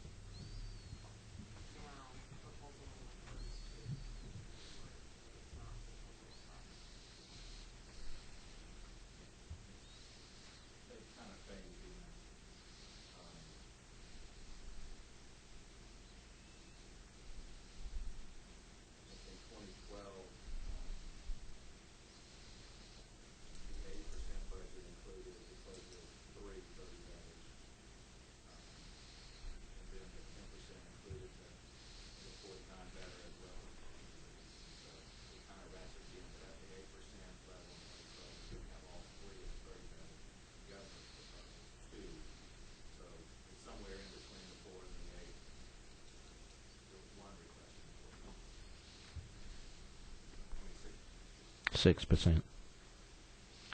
And that's what I thought we were at, Mr. Chairman, at that particular level of, with just one closing of the RYDC there instead of two. And I'm really concerned about where we're going with the option to place these individuals. I'm afraid that it's going to create more problems by the closing of these RYDCs for us in the long run. Thank you. Representative Baker. In the facilities, how many employees are there, and how's that going to affect them, and how are you going to, what opportunities they're going to have to relocate? Could you tell us that, please? For the FY12 we're talking about, it's 112 positions. What we, unfortunately, over the years with the other closures that we've done, we've developed a process in which we allow those employees to compete for positions, so they are frozen to everyone else in the department or outside of the department, and they exclusively, just those employees that would be impacted by the reduction in force, apply for positions in whatever is available. We try to do that. We try to start freezing those enough in advance so there is some greater availability and some desirable positions for them to apply for. So we work with them and helping them to find their best fit, and so they're able to remain with the department and not experience further service. All 112? In the past, when we closed Bill Ireland, it was over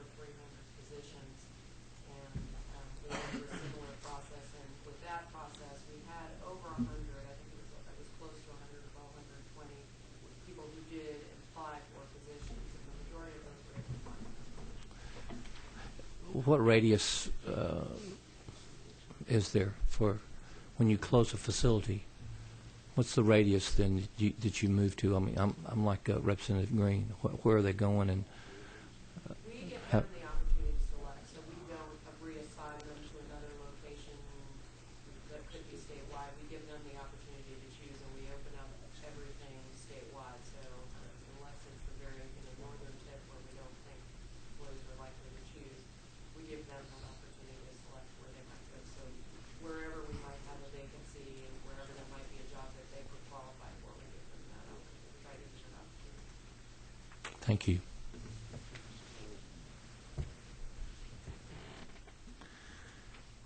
Chairman Bearden.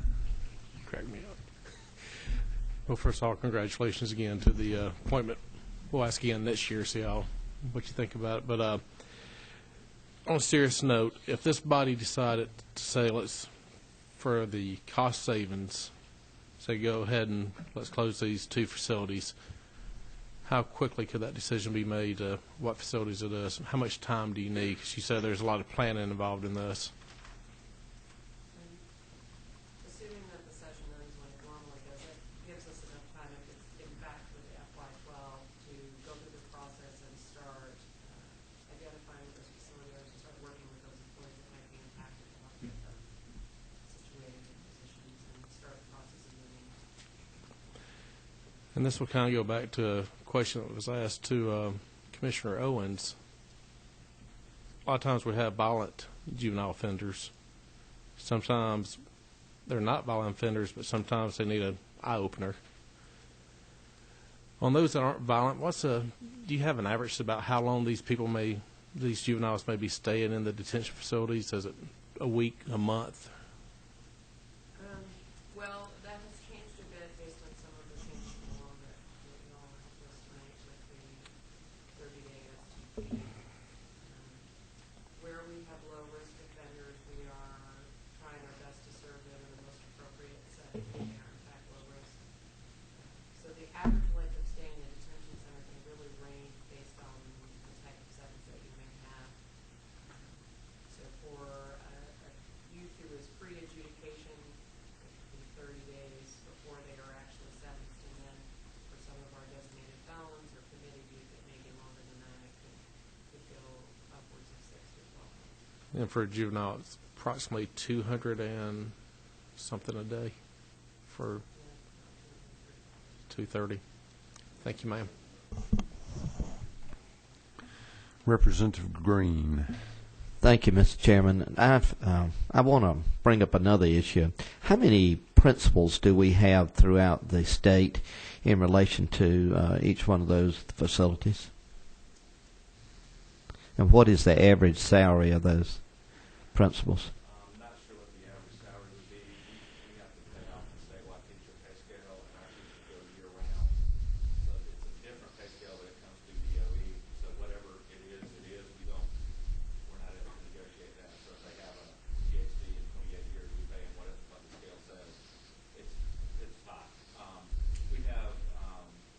We're required to have one principal at every long-term YDC, youth development campus. And then we used to have regional principals for our YDCs because those are smaller facilities scattered throughout the state. There are 22 of those. We're down to 2 regional principals with this cut. There's a cut to a regional principal in this budget. There was a cut to a couple of regional principals in the last few budgets. So we're really not regional anymore. We're just north and south. So how many do we have? I think we have 5 RYs and 2 now regional. So we have 7 of those principals. And you said that we are required. Tell me who requires us? We're the 181st school district in Georgia. So Superintendent Powell is also a commissioner and a superintendent. So we follow all the rules of like any other school district does. And schools are required to pay off the teacher state.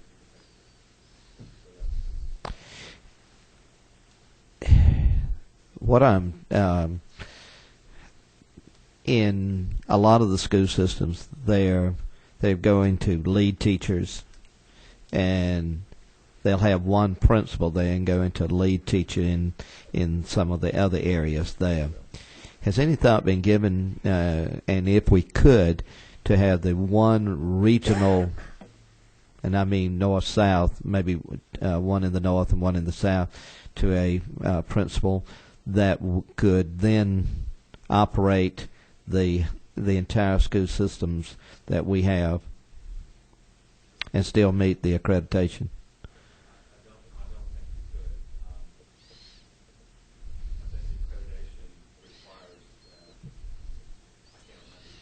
Are you still under the Southern accreditation?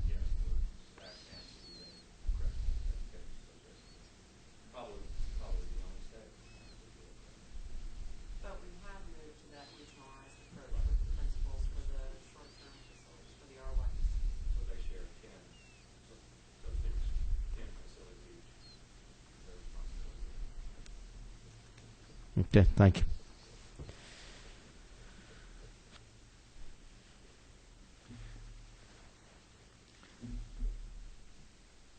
With the closure of these facilities and getting back to core function, sometimes we let the tail wag the dog. Can we perform the core function of the department with the closure of these two facilities? We can. As I mentioned in my comments to the joint committee, it assists us to couple that with policy changes that help us in managing those low-level offenders, giving us some discretion there. So we are able to manage within those, and the policy changes certainly help us even further. Okay.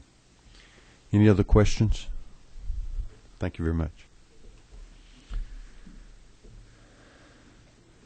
Department of Law.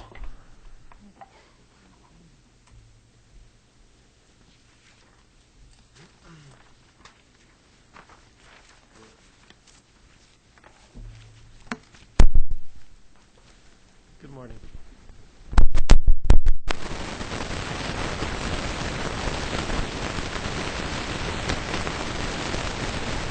Fixed it last time. Go fix it. We don't know how that works. It just works. If you break it, it comes out of your budget.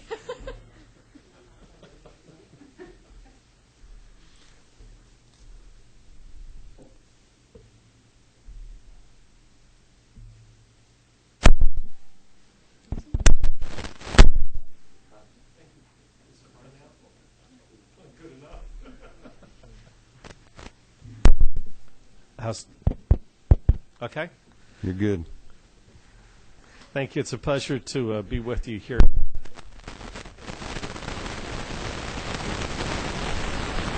Sam, let me, if it's not too much trouble, why don't you move over to this microphone number 1 right here at the corner, and we'll see if we can. Just better? Yeah, that works. Okay. Thank you. Thank you, Chairman. I'm here with Ann Bentley, who is the person who could really ask the tougher questions, who can answer the tougher questions, but it's a pleasure to be with you all today. I want to thank you for the opportunity. As a general statement, I want to start by saying that 88% of our budget is personnel. And many of the questions this committee has asked earlier today relate to whether there are any discretionary programs or programs we can do without. For the Department of Law, the answer, of course, is no. There is nothing we do that's discretionary. When a lawsuit's filed or an agency requests a legal opinion, we don't have an option to send it elsewhere. So there is nothing discretionary about any of our programs. What we have done so far this year is instituted 6 furlough days to do our part of the tightening of the belt. But keep in mind, anytime we have a furlough day, while it reduces our budget, it increases other budgets. And it's not a one-to-one. It works in contrast to the other agencies' budgets. I know folks will come before you and tell you that they can't handle any more reductions, but the Department of Law has a proven record that when you give us more lawyers, we save the state money, and when you take lawyers away, it costs the state money. So, for instance, it's covered in the just completed budget handbook on the department and lawyers and the executive agency. If you look specifically at, I believe, page 6, page 8, in 2008, we were given 20 additional lawyers. That was an increase to our budget of $2.4 million, but it was a reduction to other budgets of $6.3 million. So it literally saved the state a 2.6 factor. So there's a proven history that when we either increase our billable hours, it hurts, or if you reduce our staff, it hurts the overall general fund budget. The projected increase, if you look at your sheet, for insured billings of $549,000 is a false assumption. It assumes that we've increased the hourly fee greater to DOAS, which we have not done. And if we, in fact, did increase our hourly fee, the increase to those agencies is far in excess of the $549,000. So it actually works contrary to the state trying to retain the sufficiency of the general fund. The only other option to handle that $549,000 would be hiring more lawyers and more billable hours, which is the exact opposite of what we're looking here. So the $549,000, which equates to an additional 8 furlough days after we've already had 6, actually reduces funds elsewhere because it's coming straight out of agencies. The next line, reducing funds for personnel, once again, would be to cut 2 positions. Well, once again, while it may save $132,000 in our budget, it's going to cost the agencies more because then we're hiring outside counsel at a higher fee than inside. And the final proposed reduction, reduced funds for staffing services of roughly $35,000, our budget's zero for that now. So by definition, it can't be cut $34,000 more. Several years ago, there was a temporary staffing budget line, but that was removed. So as we look at the proposal, it costs us 2 positions. It takes a zero number and makes it negative, and the 549 would require a substantial increase in our hourly fee or more lawyers. And once again, it's not just an agency head saying this to you. There's a proven track record. If you look at page 8 of the House budget report, it shows that we literally saved the state almost $4 million after you take into account of hiring additional lawyers in the Department of Law. We're, of course, going to be meeting with you later with regard to the 12 budget as compared to the 11, but that's just magnified because that has a potential 7 more positions cut. So as we look at this process, cutting from our budget literally is taking more money from the agencies in excess of that cut. It's a negative factor. So we would greatly appreciate anything you can do. I mean, literally any day our folks are furloughed, they're not billing. And the cost of the furlough is far smaller than the billable hours that are not received as a result of that furlough. I'd be happy to take any questions or comments from the committee. Chairman Willard.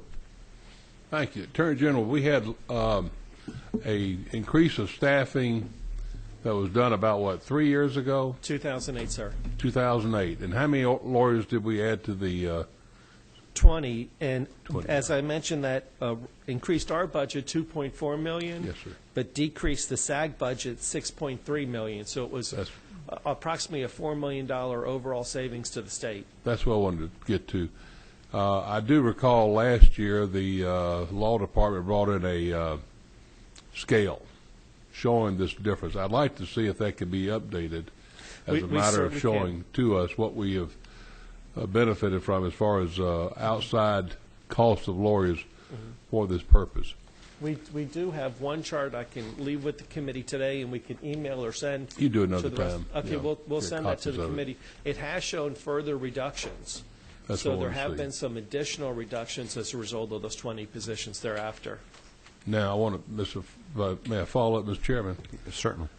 Jumping to another subject, but catching you off guard here a little bit. We had a appearance this morning by the Judicial Qualification Commission chair, and I asked a question of him about the problem he has is getting outside counsel to prosecute these cases that we have that are necessary to be prosecuted in order to keep the I guess the public's understanding of our judicial system is beyond reproach. and we don't have counsel. Is there something that can be done through your office to assist that particular commission with their work? We could, in fact, request a district attorney to take that case on.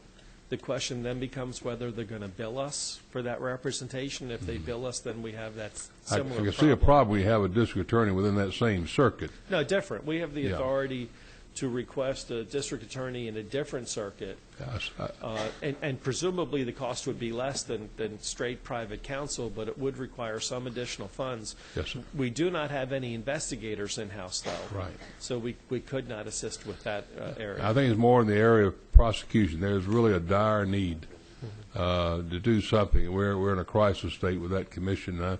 I'd appreciate your looking into that and maybe coming up with some recommendations that are ways that the two agencies could work.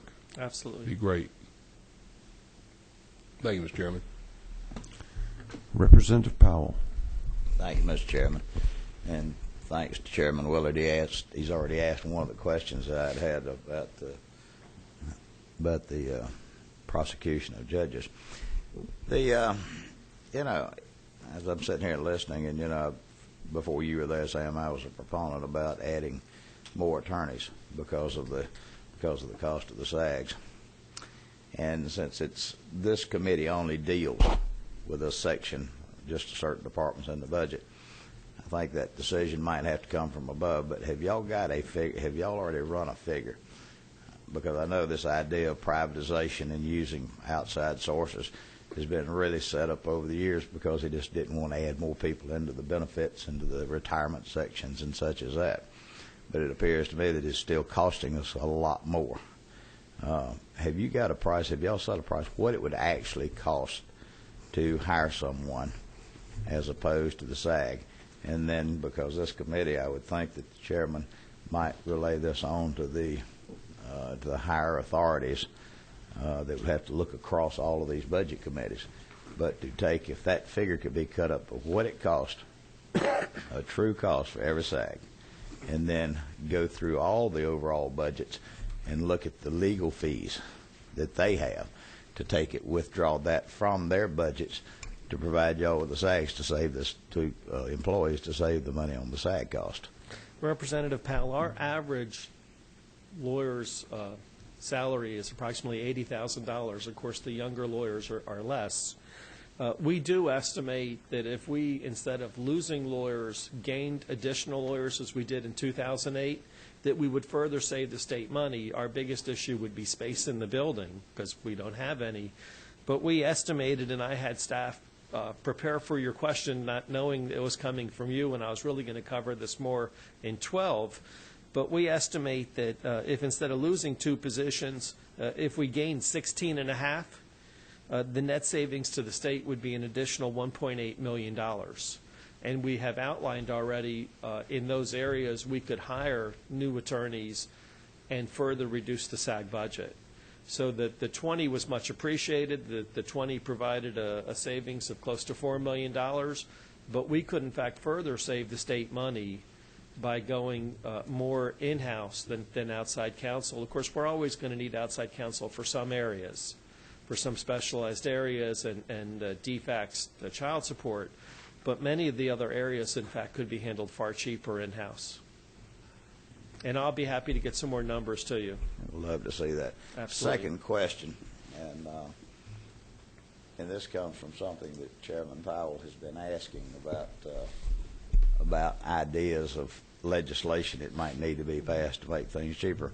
You and I had met a week ago, and I was, as a non-attorney, I continue to be just astounded with what costs are to get things done. You told me at that time that y'all were going to have to write a check to the Fulton County Clerk for a certified transcript. Yes, sir. On a case that y'all are defending the state on, to the tune of $33,000. Your memory is excellent. Hell yes, it is. How much does that come to? How much did that come by the page? It's $5 a page, sir. $5 a page to print a copy of a transcript. Yes, sir. Do we not think, I'm not an attorney, but isn't this just a tad bit high? Well, actually, we had previously talked to Chairman Willard about that also, and I believe there's a House Bill 41 that I'd certainly encourage everyone's support. We would frankly like it to go all the way down to a quarter, which is what you pay for an open records request, and that would turn that $33,000 bill into $1,650. So when we look at easy ways to save the state money, you know, it's not costing a quarter a page to print. And that's literally, in that one case alone, a savings in our budget of over $31,000, which is, you know, roughly half a full-time lawyer's salary. So I would certainly request and encourage this committee to assist on House Bill 41. That's something easy that saves a lot of money to our department. Second question, since I'm not an attorney. But you play one on TV? And we know that everything has gone, we've gone paperless on so much stuff. Yes, sir. On the need for a certified transcript of these cases that y'all are doing. Is electronic, is that not acceptable? Does it have to be the printed copy? Can it not be a disc? It's, you know, I think that would require further changes by Chairman Willard's committee coming forward. Well, it's subject to consider. We get more and more things that need to be done electronically. I mean, this morning, for instance, I affirmed or swore for the monthly lobbyist report. I didn't need paper to do that. So it could be done, but I do believe it would require some change of state law.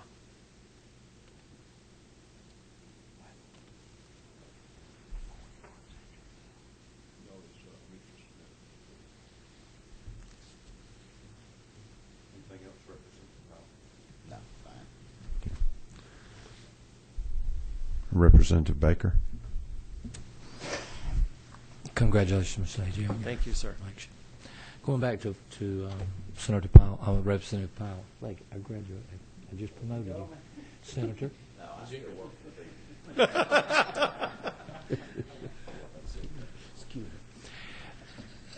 The transcript that you're talking about, was that including exhibits and everything? Candidly, I'm not sure it regarded a capital felony case in Mary Beth Westmoreland's area. And it's one of those strange things where it's currently in a different code section, and as the bill was passed last year that increased some fees, it included that section, but that section only related to the Department of Law. In all likelihood, it did include some exhibits, but that would have been a small section rather than the primary. And, you know, candidly, putting papers in a copier just doesn't cost $5 a page. That is a huge waste of state monies. I would be interested in knowing what other counties besides Fulton County. That can't be standard at all. Is it just Fulton County? The law permits up to, and I understand. At best, there's only one other county I'm aware of that's considered charging us that much. But since that court handles a lot of the cases that takes our time, it has a big impact on the budget. Thank you. Thank you, sir.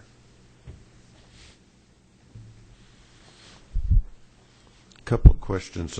We heard from the GBI this morning that I think Medicaid fraud unit was going to be transferred to the Attorney General's office. Yes, sir. I don't see that reflected in your budget. Is that in 12? That starts in 12, July 1. All the monies that were previously there for 11 have been transferred solely to the AG's office for 12. Is that going to require additional staffing in your office? It will require the staffing for the same budget that was there for 11. No increases. Okay, but the GBI budget will include staff that you will be... No, it's my understanding, and correct me if... Staff from the unit. So if there were GBI staff at the unit, they will come over.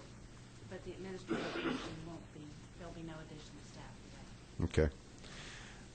We had a discussion last year when we were talking budget, and I think it was with Mr. Robinson, dealing with staff attorneys in other agencies and other departments, that generally the Attorney General's office is the attorney for the state and all of its departments.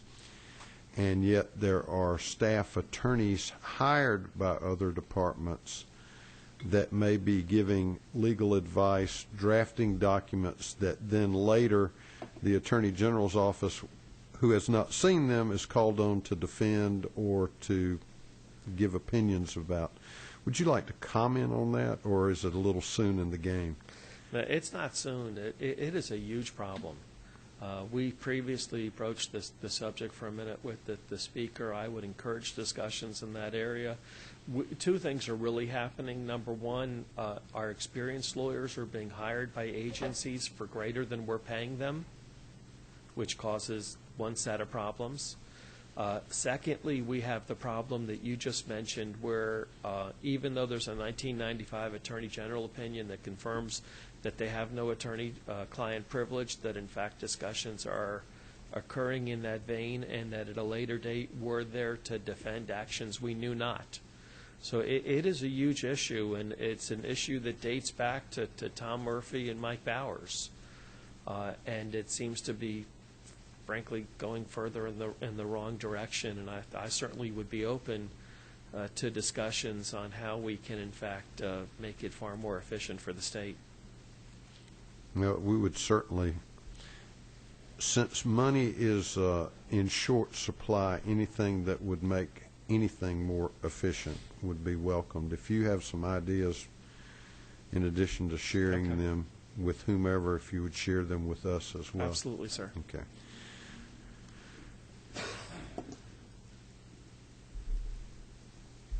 Chairman Willard.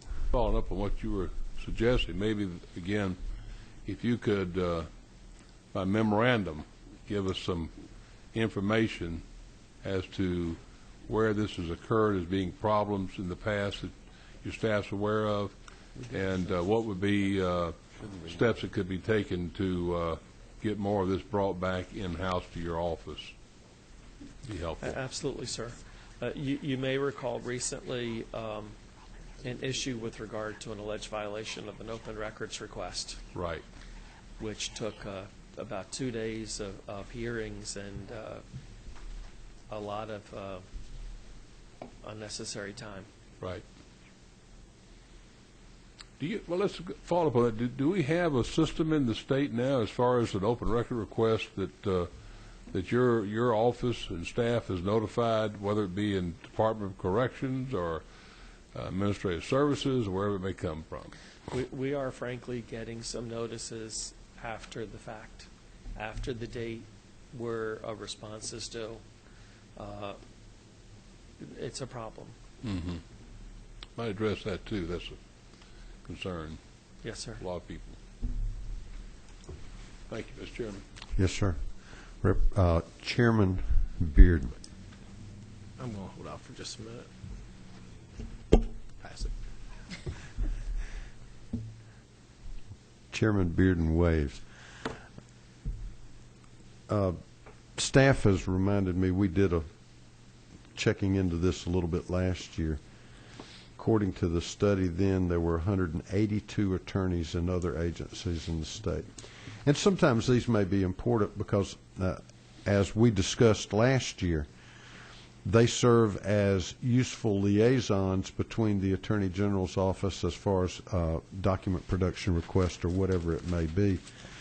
But by the same token, if they are giving legal advice outside of the Attorney General's office, or if they are producing documents, discussing attorney-client matters, then certainly those kinds of things need to be dealt with because it impairs your ability.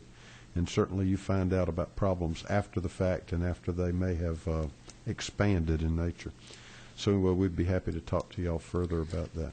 Excellent. And Chairman, we do want to commend your staff. They did do an excellent job with that report, and there's a lot of very useful information. In fact, if you look at the very end, they had a series of additional questions, some of which dealt with your last issue.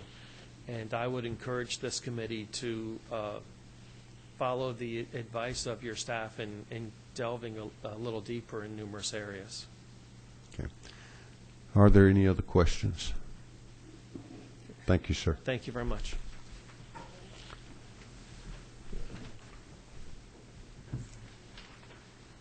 Department of Defense.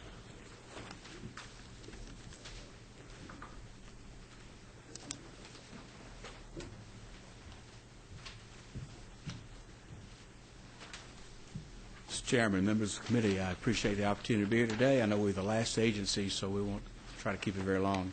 The changes in our 11 budget are relatively minimal. One additional area we need to discuss is a bit of a problem. There are no changes other than formula changes in the administrative side of our department. In the military readiness area, there are two formula changes as far as adjustment of workers' comp and telecommunications. The only other reduction is a reduction of $286,565 in personal services.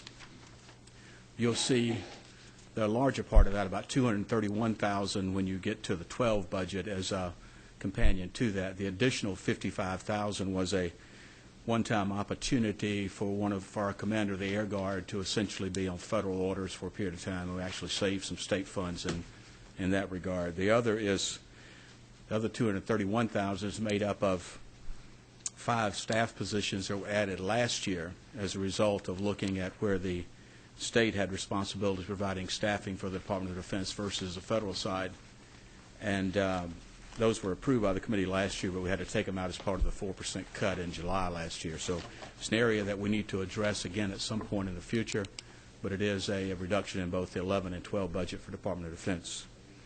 The other area of cut is the Youth Challenge Academies, $56,080. You may recall last year that we were able to successfully get federal legislation that shifted the match of that program from 60% federal, 40% state to 75% federal, which saved about $106 overall. This is an adjustment to make that to round out that that change in match rate and doesn't affect the program adversely. So we accept that change as just an appropriate formula adjustment. The one area that's not reflected here is the committee and the state last year shifted all of our maintenance monies within the department for the Army Guard side, over $400,000, from cash to bonds. Now, in that case, that shifted not only the maintenance funds, which can be, as adjustments have taken place, it's happened to a lot of agencies, shifted over to bonds, but it also was supply money in our case. We're adjusting to that. The concern is that about 35% of our state budget goes directly to paying utilities for the various armories in the state. You may be aware that the Department of Defense pays about $650 million into the state to pay soldier salaries, equipment, and maintenance and such other things. The state's obligation to the military side is a little, with this budget, a little under $6 million, which the largest portion of, about 35%, is simply utilities for facilities that the state is required to maintain and pay utilities on. Another 25% is in the maintenance side, which much have been converted to bonds at this point. In the past, that utility bill is fairly hard to hit precisely, and the amount is actually based on prior years, and with increases in utilities, we have typically moved maintenance money to cover down on utilities cost. With the maintenance money having all been converted to bonds, we no longer have that luxury, so projections in utilities costs have to be covered in cash. Our facilities people say we're $280,000 short of state funds to pay utility bills for the Army Guard. We calculate that more in the neighborhood of $175,000 to $200,000, or around $200,000. We are in discussions with OPB on that. OPB is validating the numbers, and we'll be discussing it with you in side meetings and other meetings as you prepare the budget. But it is an area where we have no other source to turn to. The Department of Defense actually maintains about 1,700 buildings in the state. Most of those federal on federal property, be training academies at Fort Stewart and in Savannah and other places. About 80 of those buildings have a state requirement to them. 60 plus of those are actually owned by the state.